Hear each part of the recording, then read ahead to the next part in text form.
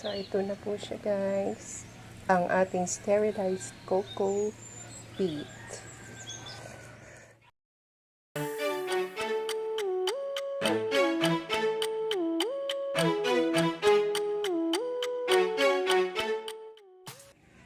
Hi guys! Good morning! Welcome to another edition of Marinang Bisaya YouTube channel.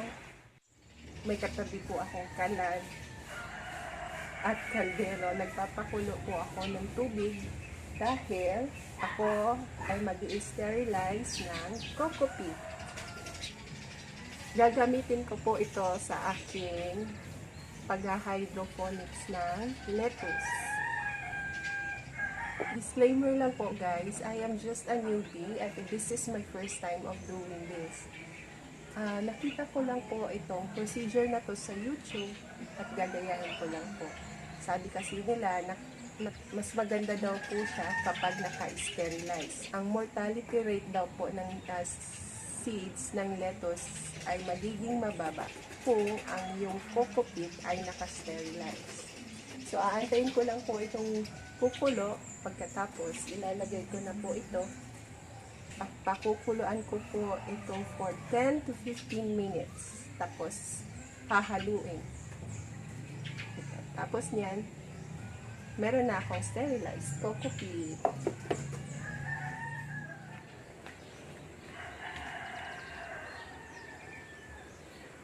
Guys, kumukulo na.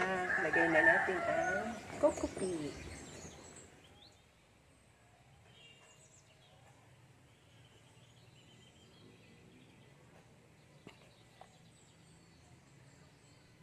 So, what is the reason bakit pinapakuluan ang cocopeat o ini-sterilize ang cocopeat?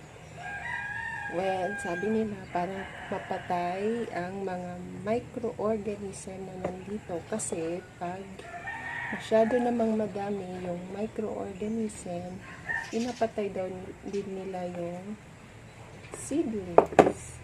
Kinakain nila.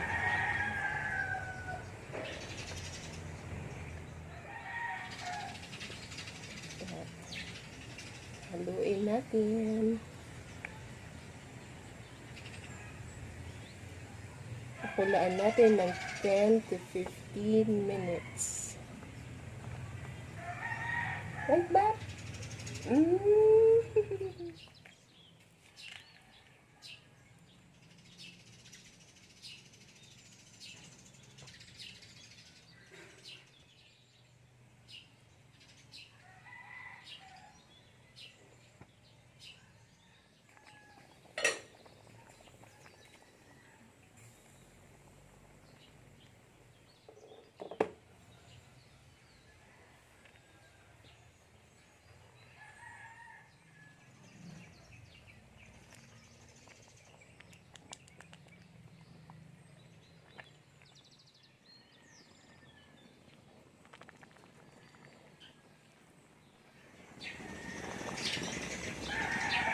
Yan na siya guys, after 15 minutes.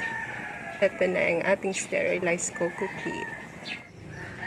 So, it's all done guys. Na-sterilize ko na po ang ating cocopeat. Napakuluan ko na po ito ng 15 minutes. Antayin ko lang po ito na lumamig bago ko po ita-transfer ulit sa aking container.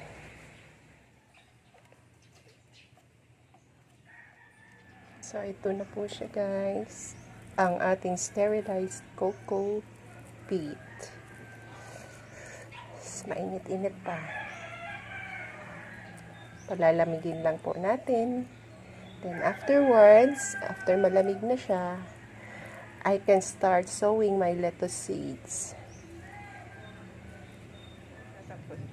Dito po nagtatapos sa aking video ngayong araw na to. Sana po ay may natutunan kayo. And sa lahat po ng hindi pa nakapag-subscribe sa aking channel, please subscribe and click the notification bells kung gusto niya pong ma-notify kayo every time may bago po akong video ina-upload. Bye guys! See you next time! Thank you for watching!